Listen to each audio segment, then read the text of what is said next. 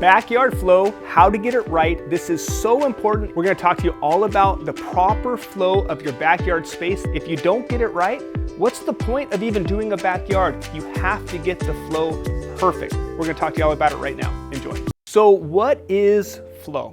What is it in your backyard? Flow is ease of movement naturally, and you want the space to dictate that. You don't want to force it. You want your space, the design of your space, to pull you from each destination to each destination. That's having proper flow, and we're going to educate you all about that in this video right now. So step one with proper flow is this: what gets you outside? What is your focal point? That is step one. What are you going to see from inside your house, from your window, from your doors? What are you going to see that pulls you outside? You have to be captivated. You have to capture their attention and pull them out. Now, the way we do this is with a destination, and you want to be captivated and be pulled out from your interior to your exterior. But I want you to remember this too: the exterior is just an extension of your home. It's all you're doing is you're extending your inside to your outside. So that is why the first is so important: captivating or grabbing their attention and pulling them outside. What will get you outside? So here's an example of being pulled outside or having that focal point, and it's the Spuck property. But what he did from the inside of his house, out of his kitchen, out of his dining window and his living room window, it all had a focal kind of point, and that's where we put the structure. Now, this required us to dig into the hillside and create a lot of elevation change to be able to accommodate this, but it was so valuable to be able to do that step one, and that's be able to be pulled outside and to have that focal point. Now, we elevated this due to that elevation, and then doing this beautiful covered structure, outdoor kitchen. We did the fire pit in the bar. It's spectacular as what will draw you out initially and get you in the space. So what's the next step as you're pulled out from your house to that main outdoor living space? The next step is, again, flow. But how do you flow? You have to be drawn somewhere else. You have to have another thing to captivate your interest and to pull you to the next space. It's probably the biggest mistake in design is somebody will design a beautiful covered structure and they'll put it in their backyard, and guess what? That's all they do. So they have this space, but they go back there and they start to hang out in it, but it's boring. It becomes boring. In fact, if you have people over, they're going to be like, well, it's time to go home, because there's just nothing else to do. Just that little bit of interest for another space being drawn out, that will change the whole environment of your backyard, especially with your family and your friends. You're going to just want to go and engage other areas of your backyard. It's amazing. Trust me when I say this. You have to have flow, and you have to be pulled to another destination. And here's a great example of being pulled out. Here we have the main space. It's gorgeous with a fireplace, covered structure right outside of the house.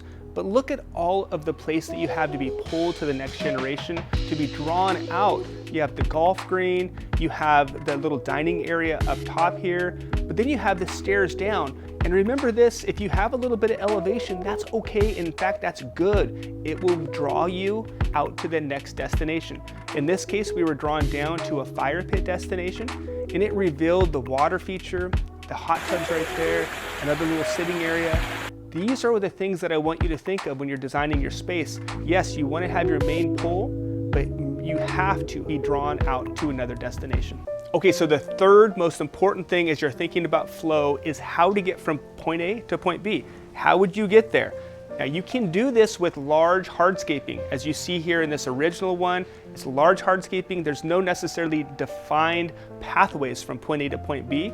It's just a large hardscaped area. Beautiful way to get from point A to point B. But another way to do it is with pathways.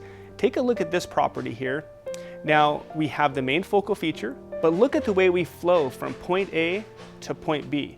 The way we flow is with pathways.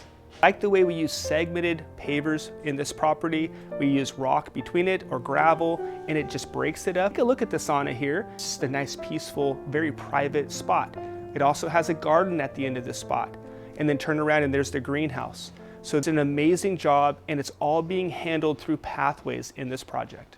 I cannot overstate how important it is for you to get a design if you're thinking about flow. You're already an advanced student, because for you to even know about flow shows that you care a lot more about your backyard space than the average person. So a design will show you, it'll show you the flow through the space. We work in 3D, you will see that 3D design. We can even fly through the space, so to speak, and you can see the whole way you get from point A to point B, and you can make sure you love everything. So don't even think about doing any of this without getting a 3D design. I would love it to be from us. In the links below, I'd be happy to help you with that.